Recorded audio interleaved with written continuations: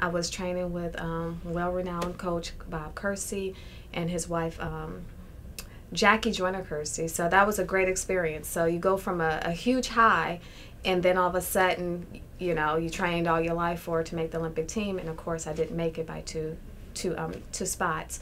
So I was one of those athletes that's like, okay, now what? I met a young lady by Don Burrell who was in the military also, and introduced me to the World Class Athlete Program. So at that point I said, this is great. I can still serve because I love serving people, so I get that component, and also I still continue to do what I love, which is track and field.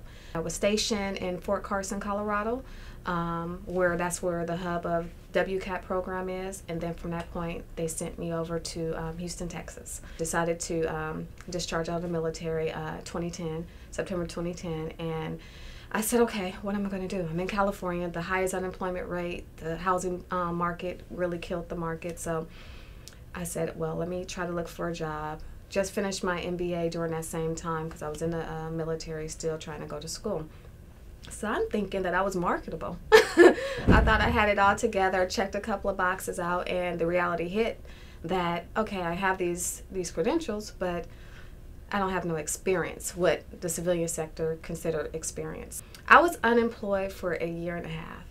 So coupled with all the other issues I had, transition out of the military, now I'm facing unemployment, newly married, trying to figure out the wife position and trying to figure out who I am. So it was a lot going on during that time. So it was probably the lowest point of my life.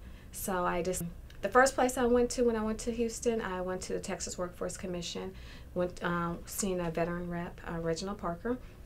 And he introduced me to a couple of jobs, and I was like, I was one of those veterans. Well, I was supervisor, when I was in the military, I can do this and that. And he kept telling me, no, no, no. And I just couldn't understand that. So he was like, well, I have a opening. Goodwill has an opening at one of their job connections centers, and I want you to go interview. He was like, just get you haven't been interviewing a lot, just go and see, just try it out. I was like, employment specialist, what is that? Is that a made-up title?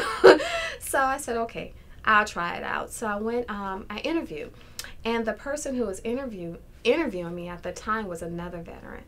Because first I was saying, I'm just going to be here for a little bit. I don't know if this is, if this is truly me. Fell in love with it, and a year later, worked hard. That's what I'm used to doing. And I end up being promoted as a program manager. Sometimes your vision is not clear, and that's when you have to make adjustments. So I always believe in, continue to dream. Don't stop dreaming. Don't matter what your situation is, because once you stop dreaming, you stop living.